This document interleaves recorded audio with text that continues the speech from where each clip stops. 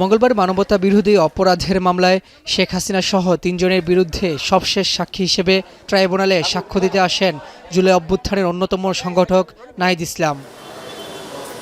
যদিও এদিন আমার দেশ পত্রিকার সম্পাদক মাহমুদুর রহমানকে আসামি পক্ষের জেরা শেষ না হওয়ায় সাক্ষ্য না দিয়েই ফিরে যেতে হয়েছে তাকে।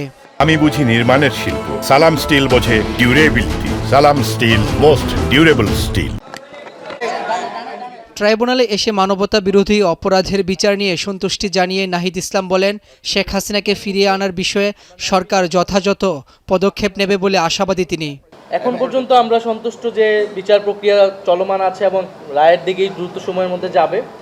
তবে আরও যে মামলাগুলো রয়েছে আমরা চাবো যে সেটার বিচার প্রক্রিয়া যাতে যথাযথ গুরুত্বের সাথে এগিয়ে চলে। আগামী নির্বাচনের পরও যেন জুলাই আগস্টের বিচার থেমে না যায়, সেজন্য রাজনৈতিক দলগুলোর কাছে এমন সুস্পষ্ট অঙ্গীকার চান নাহিদ ইসলাম।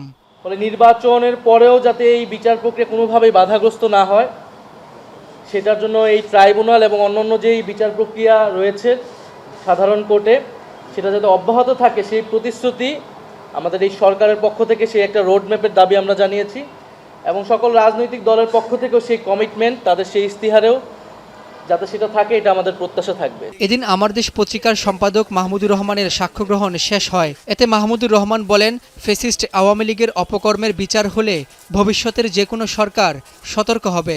মায়ের বুক খালি হয়েছে, যে পিতা সন্তান হারিয়েছেন তারা এই ট্রাইব্যুনালের দিকে তাকিয়ে আছেন। তারা রিভেঞ্জের জন্য তাকিয়ে নাই, তারা ন্যায় বিচারের জন্য তাকিয়ে আছে। জুলাই আগস্টে ঘটে যাওয়া যে মানবতা বিরোধী অপরাধ, সেটা ছিল ওয়াইড স্প্রেড, সিস্টেম্যাটিক। শেখ হাসিনার কমান্ডে এটা হয়েছিল, একটা কমান্ড স্ট্রাকচার ফলো করে এটা হয়েছিল, পুরোটাই ছিল সুসংগঠিত। এই সমস্ত জিনিস তিনি সাক্ষ্য হিসাবে আদালতে উপস্থাপন করেছেন এবং আমরা মনে করি যে তার এই সাক্ষ্য শেখ হাসিনার অপরাধ প্রমাণের জন্য বা আসামিদের অপরাধ প্রমাণের জন্য একটা গুরুত্বপূর্ণ দলিল হয়ে থাকবে, ঐতিহাসিক সাক্ষী তিনি দিয়েছেন।